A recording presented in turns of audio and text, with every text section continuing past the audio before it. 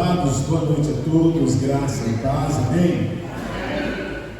É o nosso primeiro contato, pessoalmente, no ano de 2025, e portanto, individualmente eu já disse para os irmãos, mas coletivamente, ensejo a cada um dos irmãos um feliz ano novo. Obrigado, irmão. Eu quero partilhar nesta noite com os irmãos uma porção que eu partilhei com os irmãos da sede na última quarta-feira. Portanto, eu entendo que ela vai servir também para a nossa orientação de início de ano. Eu quero convidá-los a abrir a Bíblia no primeiro livro de Reis. Primeiro Reis, primeiro livro dos Reis, no capítulo 13. Eu quero ler com você os primeiros 22 versículos. Primeiro Reis, capítulo 13, de 1 a 22. E eu quero convidar você a prestar atenção na nossa conversa dessa noite. Portanto, deixe o seu celular aí no off. Esquece o seu irmão que está do lado. E exclusivamente concentre na palavra de Deus.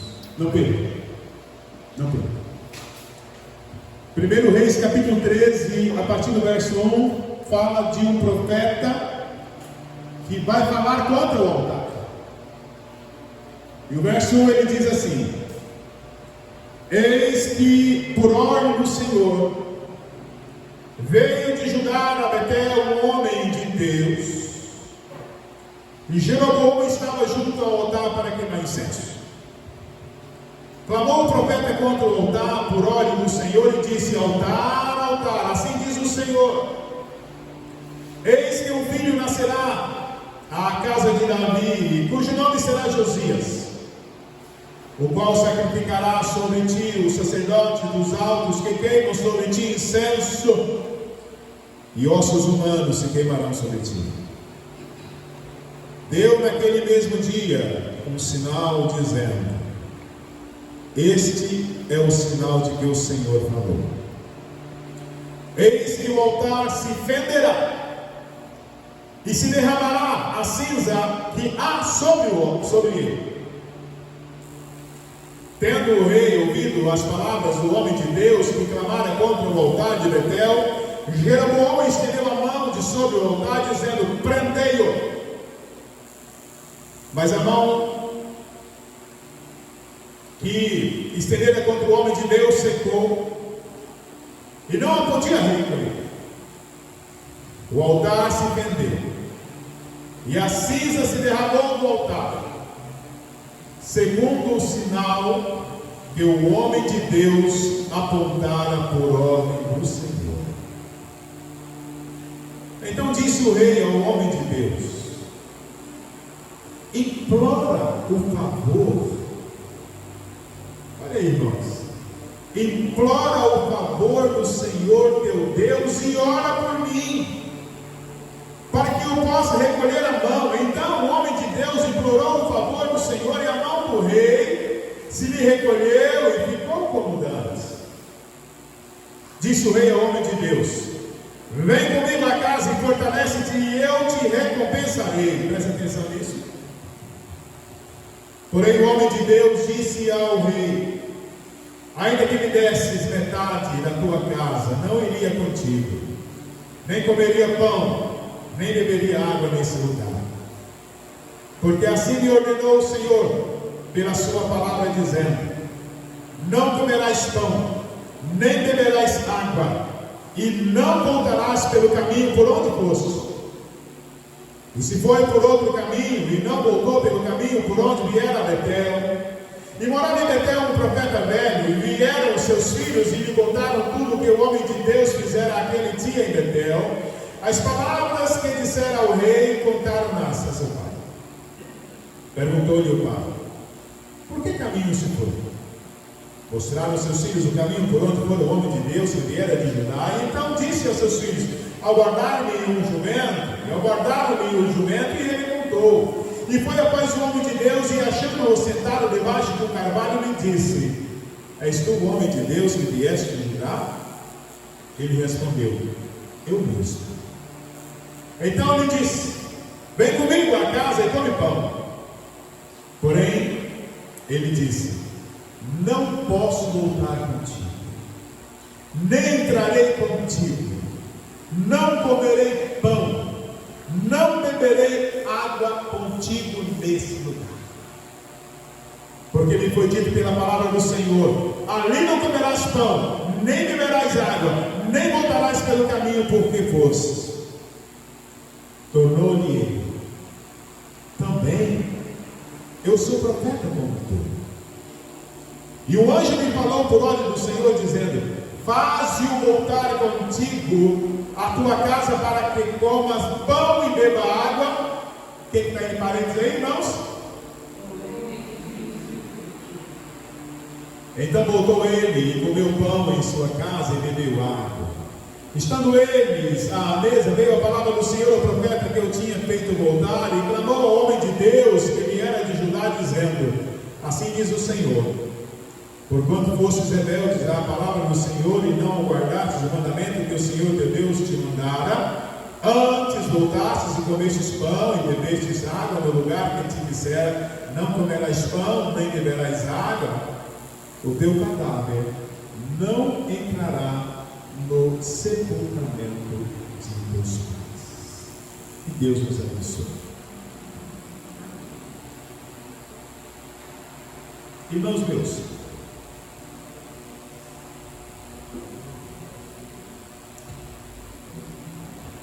comece bem, para que você possa terminar melhor. Comece bem, para que você possa terminar melhor. Há uma corrente por aí, meus amados irmãos, que diz que não importa como você começou, importa como você termina. Não. Para tantos, não importa como você começou, não importa o método, não importa o conteúdo, não importa as circunstâncias, importam-lhes apenas que termine bem. Eu escolhi esse texto para meditar com os irmãos no início do ano, porque eu o considero muito sério, e ao mesmo tempo que ele serve a nós de uma orientação, é um texto também exortativo para nós que estamos imbuídos de sermos missionários de Deus, entendidos de quais ou de qual é a nossa missão, onde Deus está nos permitindo habitar. Esse episódio aqui, meus irmãos, sobre o altar, ele se deu logo depois da divisão dos reinos, sul e norte. E Jeroboão, ele insistiu, meus amados irmãos, para que os impostos diminuíssem, ao passo que Roboão, ele foi inflexível no seu reinado, de modo então agora que as 10 tribos se dividem, formam um novo reino. E agora você vai perceber que Jeroboão, ele não foi um rei piedoso. Se eu posso dar essa palavra, né? Piedoso. Por quê? Ele fez algumas coisas que desagradou a Deus.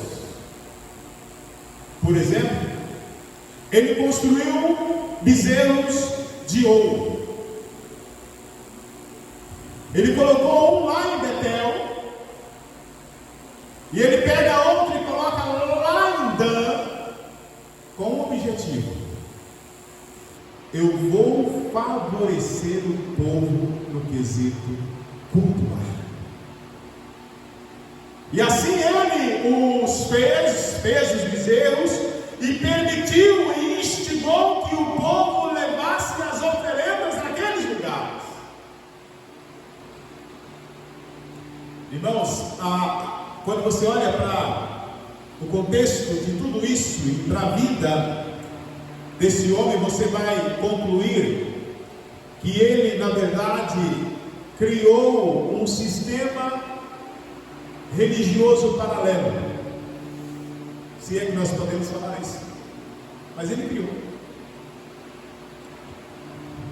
Por que eu estou falando isso? Olha o verso 33 do nosso texto, ao ponto que esse homem chegou. Olha o verso 33. O que ele fala aí?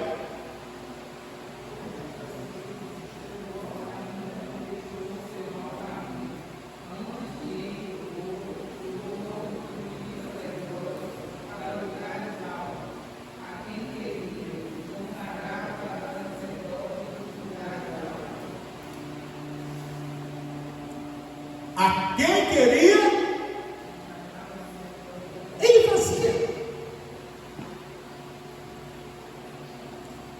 Razão essa, então, meus queridos irmãos, que Deus, então, agora manda o profeta ir e confrontar o pecado dele.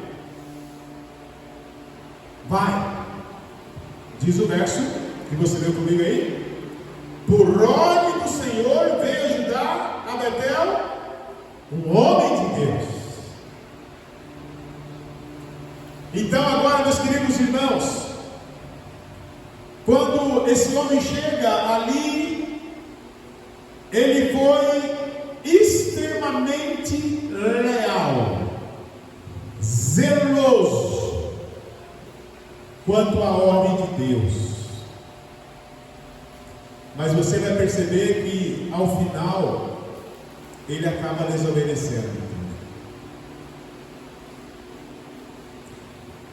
Aprendemos, irmãos, com esse profeta que nós, como servos de Deus, nós temos a necessidade de, por exemplo, discernir o que é falso do que é verdadeiro. Como servos de Deus, nós precisamos discernir aquilo que vem do alto daquilo que é tão somente terreno e fruto do coração do homem. Como servo de Deus, nós precisamos aprender a discernir o que de fato é a vontade de Deus, daquilo que é somente fruto do desejo do meu coração. De modo, meus queridos irmãos, que isso exige muita concentração da nossa parte para com a palavra de Deus. Entendidos isso, meus queridos, a pergunta então é: como é que nós possamos, ou como podemos viver de modo que consigamos agradar a Deus integralmente? Como? Porque foi para isso que Deus nos fez. É a primeira pergunta do nosso catecismo. Fala do nosso fim principal. E a resposta é muito clara. Nós somos feitos para glorificar a Deus e para todo sempre. Para todo sempre. Esse texto, meus queridos irmãos, ele nos fala desse profeta, E pela vida desse homem nós observamos que a vida cristã, ela precisa ser uma vida de um constante aprendizado. A vida cristã, à luz da história desse profeta, precisa ser uma vida de constante aprendizado. Primeiro, olha para o verso 7. O que ele diz no verso 7? Verso 7?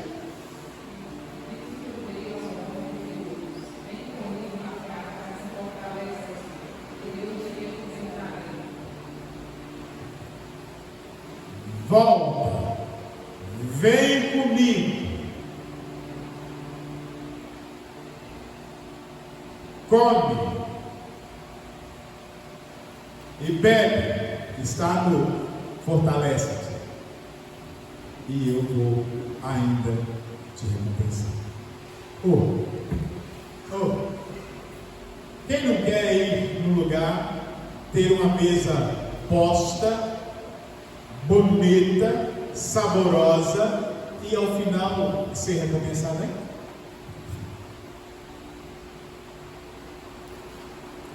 Aprendamos nós como servos de Deus, à luz desse versículo, a nunca barganhar favores.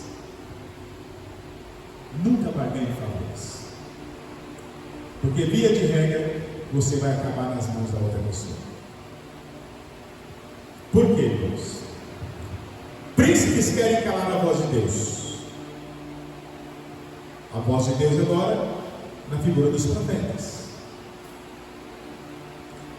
Reis estão tentando incluir o sistema dele ao sagrado.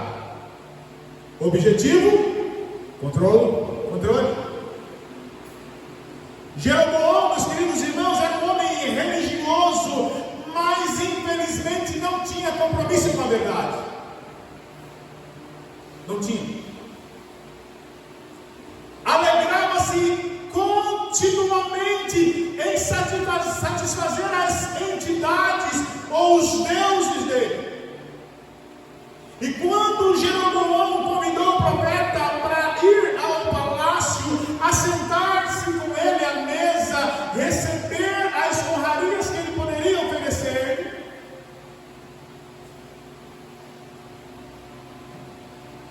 provavelmente agradaria a todos nós aqui. Mas o homem de Deus, a priori, disse: não posso.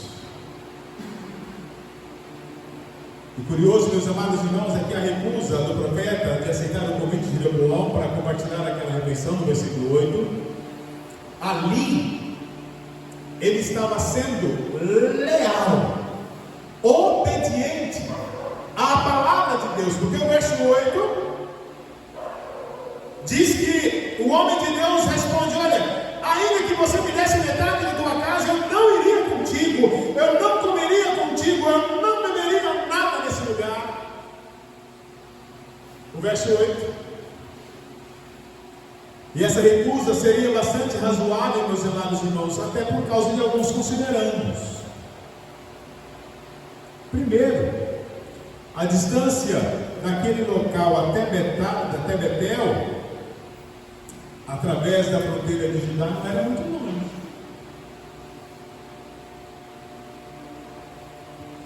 E a ordem de Deus também ali era uma indicação a respeito da impureza dos ritos que todo o reino norte estava praticando.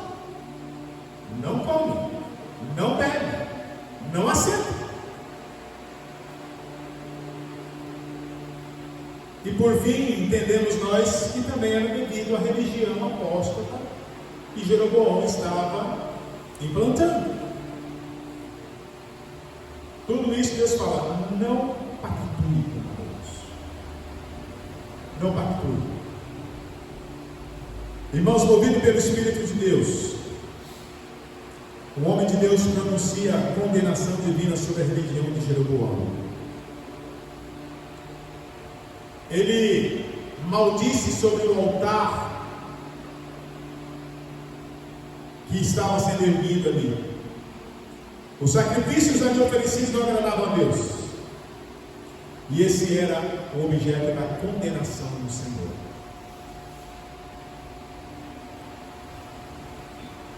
Cuidado. Nós gostamos de zonas de conforto.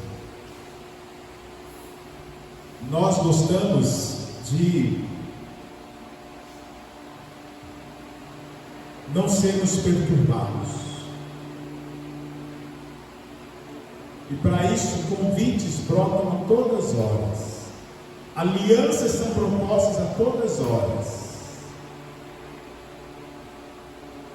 Mas, meus amados irmãos, para aprender a discernir o falso do verdadeiro, nós precisamos tomar cuidados para não barganharmos favores, para não rifar aquilo que é sagrado aos olhos de Deus, de modo que valores e princípios eternos não devem ser negociados. Postura faz toda a diferença naquilo que fazemos ou por onde caminhamos. Outra coisa importante que me chamou a atenção nesse texto, meus amados irmãos, é que além de aprender que nós não podemos negociar ou dever ou negociar favores, nós precisamos aprender a discernir quem fala conosco. E aqui eu chamo de discernir vozes. Nós temos que aprender a discernir as vozes. Quando você olha para esse texto, você vai perceber que no primeiro momento, você vai ver o profeta assumindo uma postura de coragem, quando ele recusa todas as benesses do palácio, todas as gratificações, ele diz: não quero. Mas no outro momento, logo aqui embaixo, ele se meteu numa baita enrascada, porque ele não teve discernimento. Ele confundiu as vozes. Ele não prestou atenção como deveria prestar. Ele deixou-se ser enganado por um velho profeta. A partir do verso 11. O velho profeta o engana. E esse texto é autoexplicativo, né? É desenhado para nós. Deus tinha dado uma ordem muito clara para o homem: não vá, não coma, não beba, não permaneça. Mas aquele homem, ele titubeou, meus queridos irmãos, quando ele ouviu a voz de um ancião e o seguiu.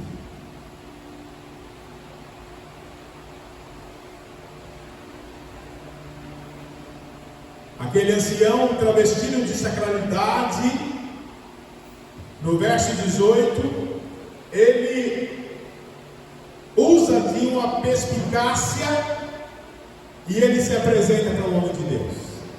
E ele se apresenta, segundo o verso 18, dizendo que eu também sou um profeta como você.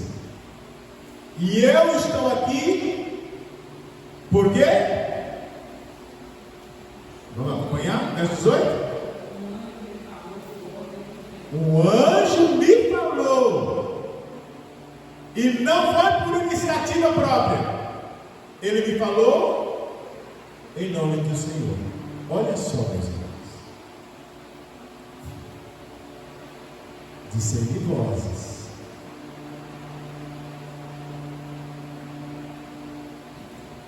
Irmãos, tomemos cuidado com velhos profetas. A todo instante você vê, é possível que em Dionísio você não tem velhos profetas usando o nome de Deus, falando em nome de Deus, porque esse cara se comprometeu muito aqui. Ele comprometeu evocando o anjo e o próprio Senhor.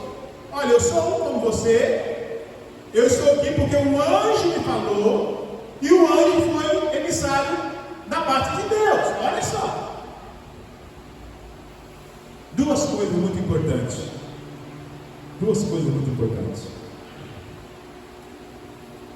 Cuidado com quem você faz alianças.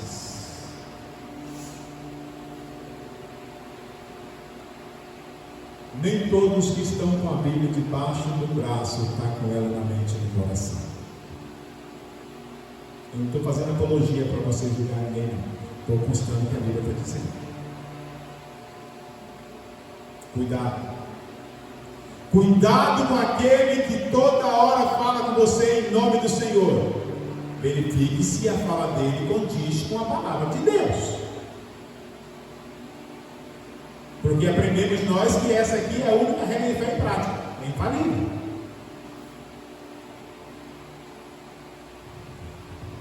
Paulo escrevendo aos Gálatas na carta dele, no capítulo 1, verso 8, ele diz: olha, ainda que venha um anjo do céu, olha só, Paulo falando,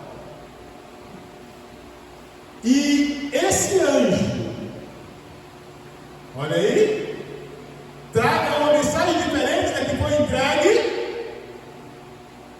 o que acontece? Essa mensagem ela tem que ser confiável? Seja nada. Sem valor. O homem de Deus bobeou, irmãos, porque Deus tinha dado uma ordem muito clara, conforme nós já vimos aqui.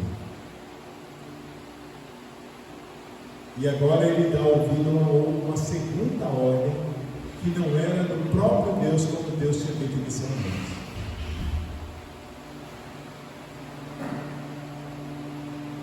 Você precisa, meu irmão, aprender a interpretar corretamente a palavra de Deus e depois ser leal ao conteúdo dela.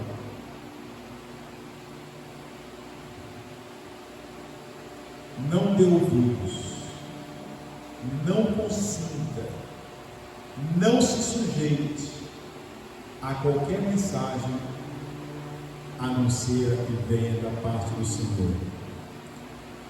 Quem tem ouvidos, ouça. Assim diz o Espírito. É a recomendação. Sabemos, meus amados irmãos, que nem todos vão ouvir a palavra. Muitos vão rejeitar a palavra. Até mesmo muitos vão ser incomodados pela palavra. Mas nós fomos chamados para então sermos ministros da palavra. E assim nós devemos viver dizendo: esta é a voz do Senhor. Tem uma história envolvendo o nosso irmão Lutero, que quando ele foi chamado àquele interrogatório, e daquele interrogatório ele poderia ter duas respostas: ou seria condenado, ou seria liberto. Após ele ter sido pressionado para renunciar aos seus escritos ou confirmá-los, diz que foi mostrado para ele as cópias dos escritos e perguntou se de fato era dele, se de fato também ele cria naqueles escritos. E ele foi perguntado para Lutero, ou dado a ele a oportunidade de repelir os livros e os erros que, segundo aqueles que perguntavam, diziam que tinha ali. A resposta dele é muito importante para nós. Lutero respondeu àqueles que interrogavam, dizendo: olha, Se vocês me convencerem, mediante o testemunho das Escrituras e claros argumentos da razão, porque eu não acredito nem no Papa e nem nos concílios, que já está provado que eles estão errados, que eles contradizem a si mesmos, à luz dos textos das Escrituras que eu cito nesses documentos. Eu estou submetido à minha consciência, eu estou unido à palavra de Deus. Por isso, eu não posso e eu não quero me retratar de nada, porque fazer algo contra a consciência não é seguro e nem saudável. A frase final dele: eu não posso fazer outra coisa, e esta é a minha posição. Que Deus me ajude. À luz da verdade, essa tem que ser a nossa postura. Independente da consequência, mantenhamos fiéis às Escrituras, meus amados irmãos. E para mantermos fiéis às Escrituras Sagradas, nós precisamos aprender a ouvir, a compreender aquilo que de fato emana dela para nós. Aí sim nós estaremos seguros e habilitados para passar por toda e qualquer adversidade. Portanto, é preciso que o Espírito Santo de Deus haja e nós tenhamos, meus queridos irmãos, a sensibilidade de ouvir que de fato é Deus que fala. Última orientação da palavra de Deus, amigos, é que nós precisamos aprender a ter foco. Nós não podemos distrair. Nós temos que aprender a ter foco. Nós temos muitos cristãos com características autistas. Não conseguem concentrar, não conseguem parar, não conseguem meditar. Um dos pecados desse profeta foi distrair, perder o foco com propostas que não poderiam cair na mente e no coração. Porque a palavra de Deus tinha sido muito clara para esse rapaz aqui. Ele não podia desviar, de forma nenhuma. No entanto, ele não manteve firme naquilo que foi dado a ele como verdade inicialmente. Nesse momento aqui, os profetas, eles eram conhecidos, meus amados irmãos, por serem a boca de Deus, mensageiros de Deus. Eles tinham o chamado para retransmitir ao povo os oráculos divinos.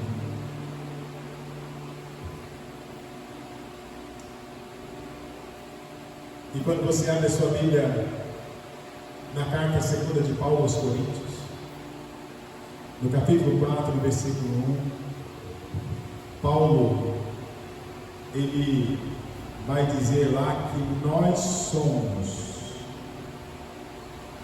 despenseiros dos mistérios de Deus. Olha isso. Nós somos despenseiros dos mistérios de Deus.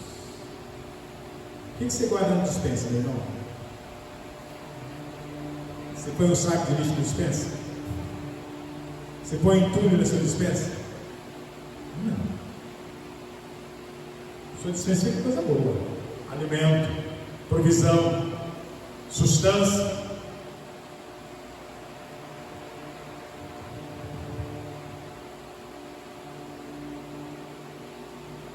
Isso é tão sério. Quando eu li esse texto ano passado, assim, meu Deus, como é que nós titubeamos? Quando Paulo fala que nós somos dispenseiros dos mistérios de Deus, meus irmãos, Paulo está dizendo que nós cuidamos, olha isso, nós cuidamos da dispensa espiritual, onde você vai achar em cada prateleira da sua mente os tesouros inesgotáveis da revelação que Deus nos deu à luz da sua palavra. Isso não é pouco, não.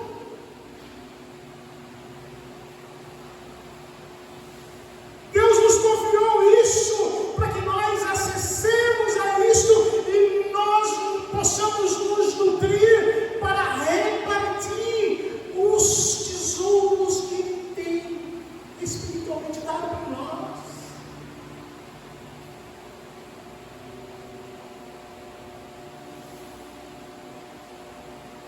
Nós somos chamados, irmãos, para traduzir o pensamento de Deus na cultura dessa geração que está apodrecendo. O que se espera então de nós como dispenseiros é que cada um de nós seja encontrado fiel. Você vai decidir no final do seu versículo.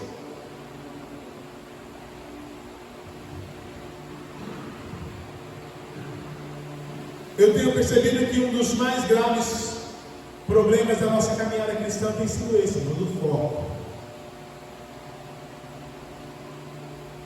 Nós estamos perdendo o foco.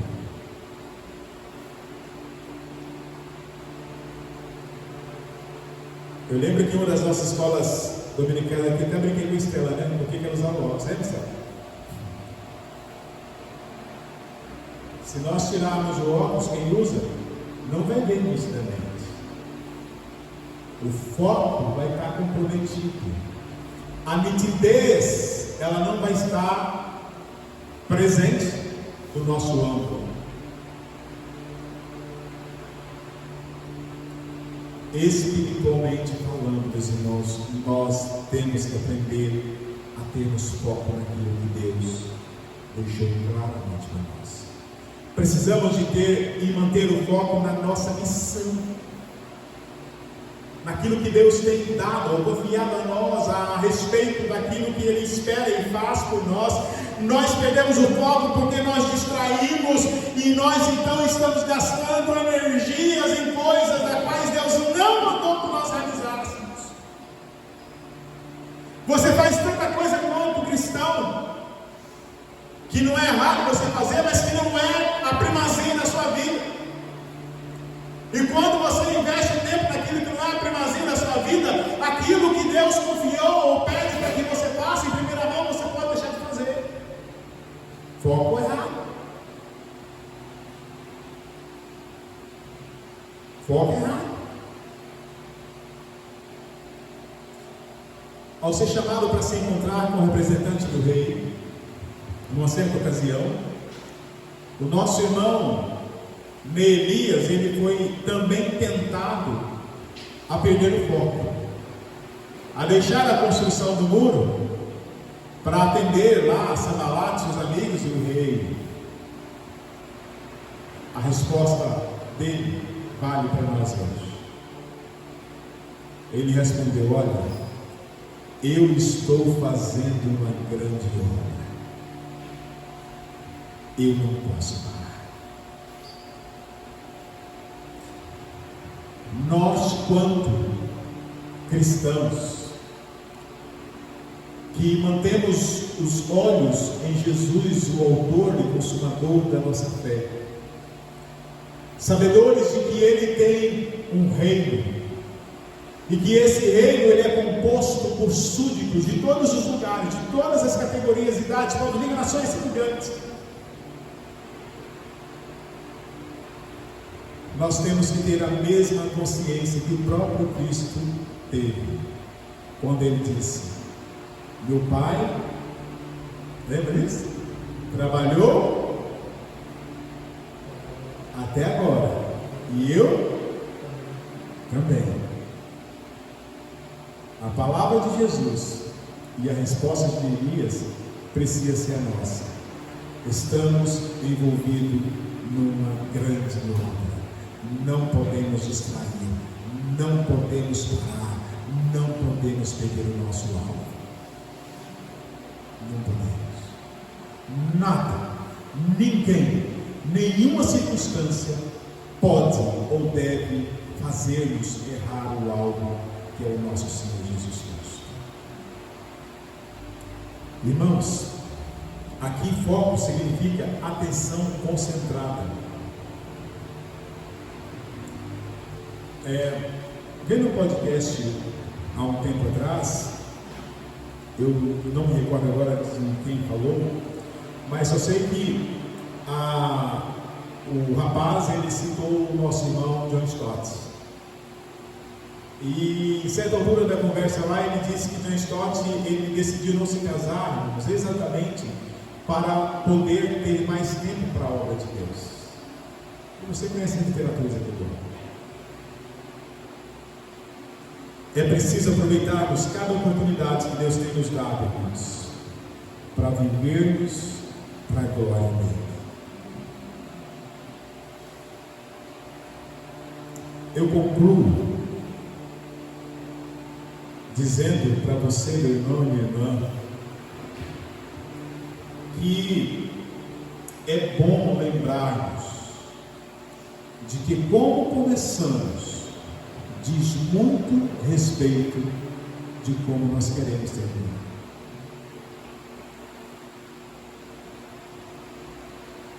Precisamos continuar firmes.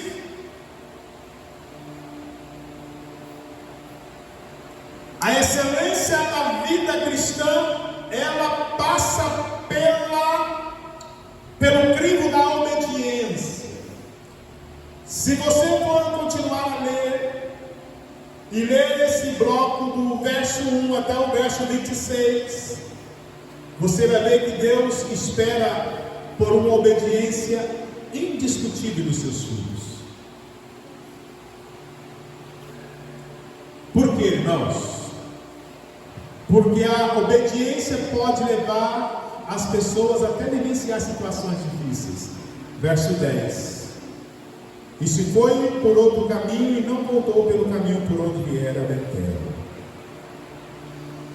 Dos versos 11 aos versos 16, você vai ver que a obediência, ela leva as pessoas a enfrentarem situações em que às vezes é difícil tomar uma decisão adequada.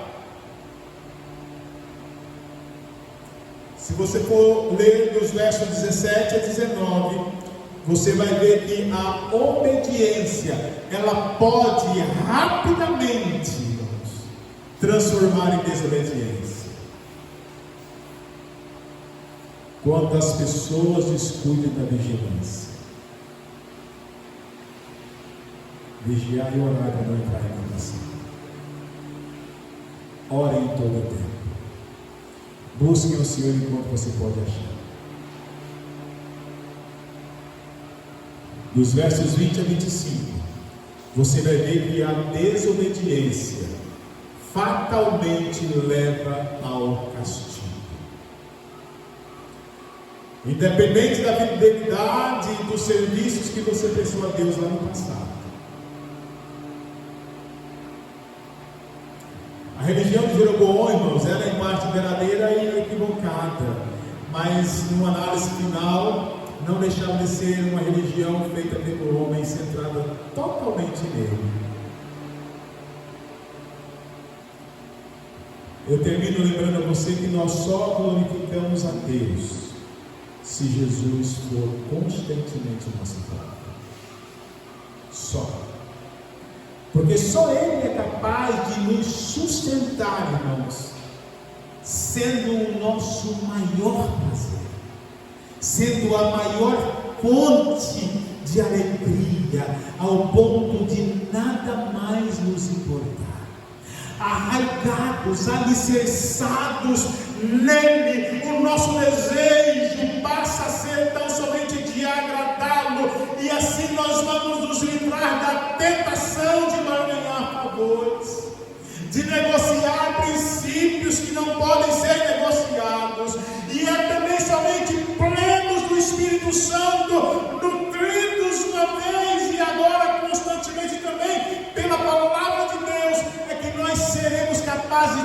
discernir as tantas vozes que estão por aí, discernir aquilo que vem do alto, daquilo que vem da terra, daquilo que é da vontade de Deus ou daquilo que é da vontade do meu mero coração. Somente pela graça de Deus e com devoção santa a Ele é que nós seremos livres das distrações que toda hora está ainda batendo a sua porta. Que Jesus, meu irmão, que Jesus, meu irmão, seja o seu pilar,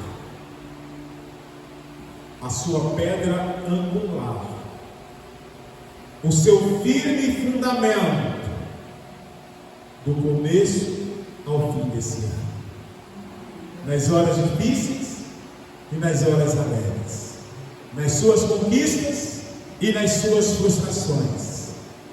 Que Ele nos ajude a lidar com cada um dos eventos dos quais nós possamos incorrer. Que Deus tenha misericórdia de nós e nos conduza em cada dia desse ano. Amém e amém e amém.